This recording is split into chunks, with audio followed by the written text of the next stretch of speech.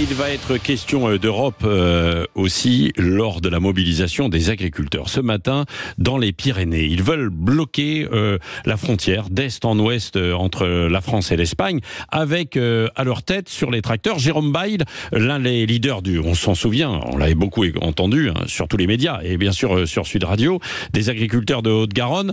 Bonjour Jérôme Bail. Bonjour. Bon, vous êtes déjà en route ou pas là ?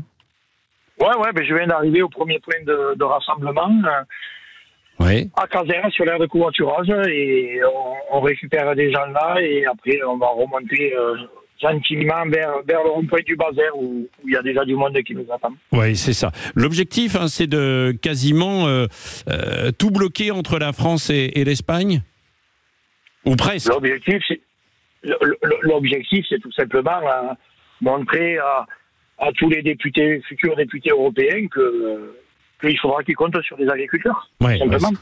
Pourquoi ? Parce qu'il y a eu des promesses et elles n'ont pas été tenues. On se souvient de Gabriel Attal qui était allé carrément chez vous, faire quelques promesses avant au moment du salon de l'agriculture. Bien sûr, mais aujourd'hui, le combat des agriculteurs n'est pas contre le gouvernement français.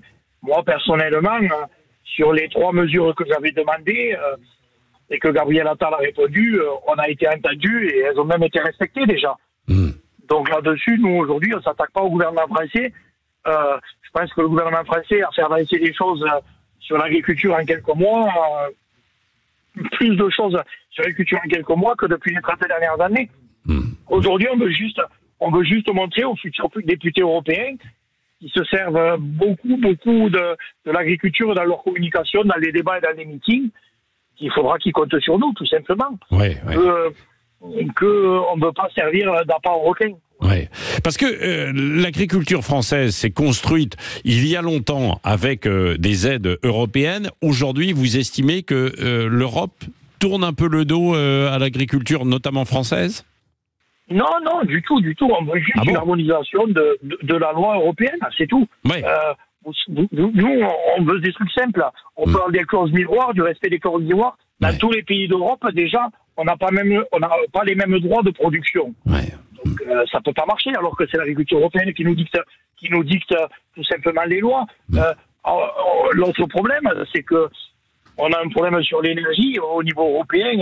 Il y a de la distorsion de concurrence qui est impressionnante. Aujourd'hui, un agriculteur français qui allume son tracteur, il travaille à 10 € de l'heure de plus qu'un agriculteur espagnol. Donc, puisque c'est l'Europe qui nous impose nos lois, maintenant nos règles, on n'a qu'à avoir les mêmes règles partout dans toute l'Europe, identiques. C'est ce que vous réclamez, avoir les mêmes règles. Bon, alors ça, il y a encore du chemin à faire, mais c'est ce que vous voulez attirer l'attention donc des futurs députés et puis en même temps des Français, sur l'Europe à cette occasion, c'est l'occasion de parler du fond aussi, de ce que peut faire l'Europe, Mais bien sûr. Ils l'ont fait dans d'autres corps de métier, comme les PSA, par exemple. Ils ont réussi à harmoniser. Donc pourquoi ils ne le feraient pas pour les agriculteurs ? En sachant que maintenant, on est d'intérêt général de la nation et de l'Europe.